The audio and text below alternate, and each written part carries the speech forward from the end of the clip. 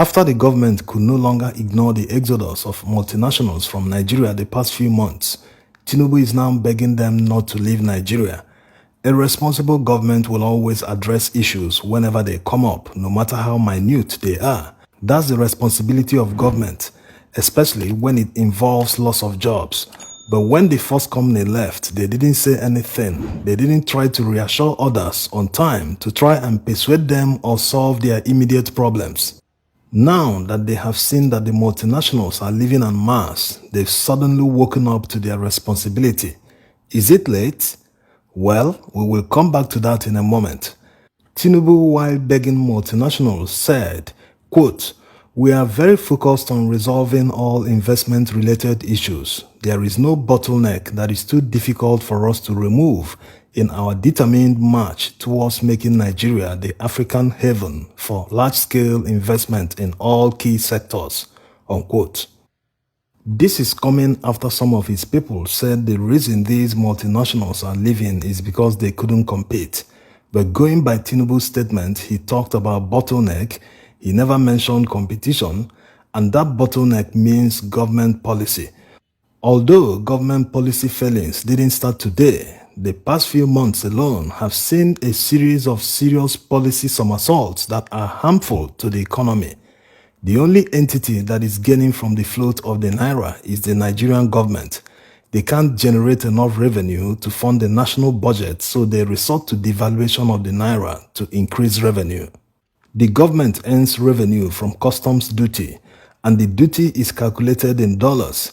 If Naira falls from about 500 Naira to $1 to about 1,000 Naira to $1, the revenue from customs effectively doubles.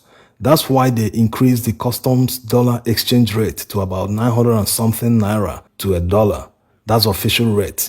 This singular move nearly doubles the amount of duty payable for imported goods, which will definitely lead to increase in the cost of goods. Do they expect the merchant to eat the additional cost? No, he will simply pass it to the consumer. Besides, the merchant might have borrowed money from a bank to finance the import. So you will understand that the constant increase in taxes and devaluation of the Naira is the main cause of inflation. The customs and cargo handlers at the seaport render the same service. It's not as if the cost of their service increased out of the blue. The ports wasn't expanded to say that trucks have to move containers to a longer distance. For that reason, they have to cover the cost. No, they just woke up one day and increased the duty payable on imported goods. Yes, that's what they did by devaluing the Naira. And immediately they did that, Naira fell at the official market to about 1,100 Naira.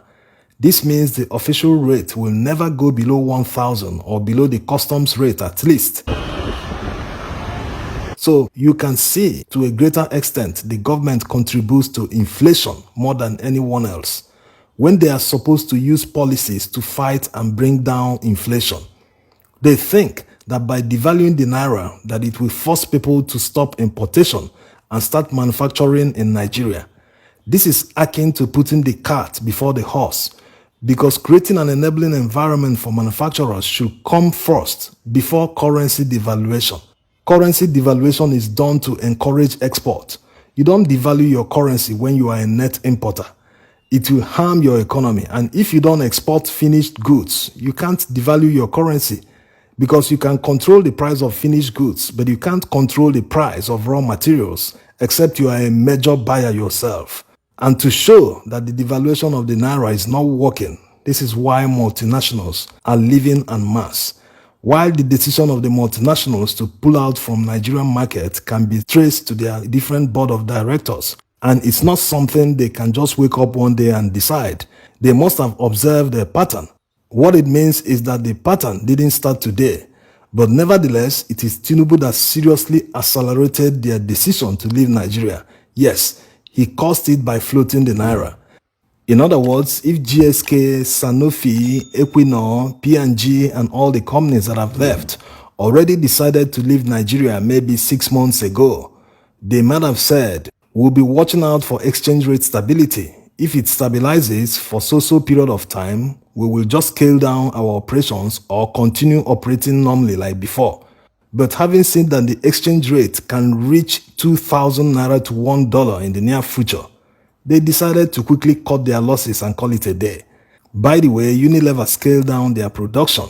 They stopped making some home care products in Nigeria. These products will now be imported going forward.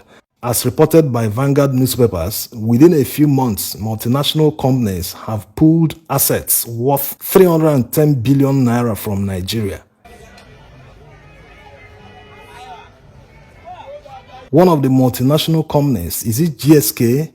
No, it's P&G. They say that out of $85 billion they make as annual revenue worldwide, Nigeria contributes a paltry $50 million. This revenue will continue to decrease because the naira is on a free fall. Multinationals make sales in naira and they must repatriate their profits. So if their annual revenue in Nigeria stands at about 50 billion naira, rough conversion at 1,000 naira rate is $50 million. The more naira loses value, the more the $50 million decreases. Yes, they can increase the price of their products to make sure that they always repatriate $50 million. But there's a limit one can increase the price of goods, especially when purchasing power is very low. It will simply mean low sales. So price increase is not a guarantee that the products will be sold. It might just drive people away. Right now, most people are preoccupied with food expenditure, groceries. So naira devaluation is a chain reaction that leads to price inflation, which ultimately leads to low sales because these products are no longer affordable to the average man. In fact, naira devaluation impoverishes Nigerians because every day their little savings continue to lose value. If you were planning to buy an imported used car from America, at the time you started saving for it, the car was being sold for 5 million naira. But before you can save 5 million naira, the cost of the car has become 8 million naira. Mind you, the same car is still being sold at the same price in the US. In some cases, the price is even lower because it is a used car. It will continue to lose value as it ages. But you will never enjoy that loss in value in Nigeria because the naira has become worthless. Many people are selling Nigerian used cars today at more than the amount they bought it a few years ago.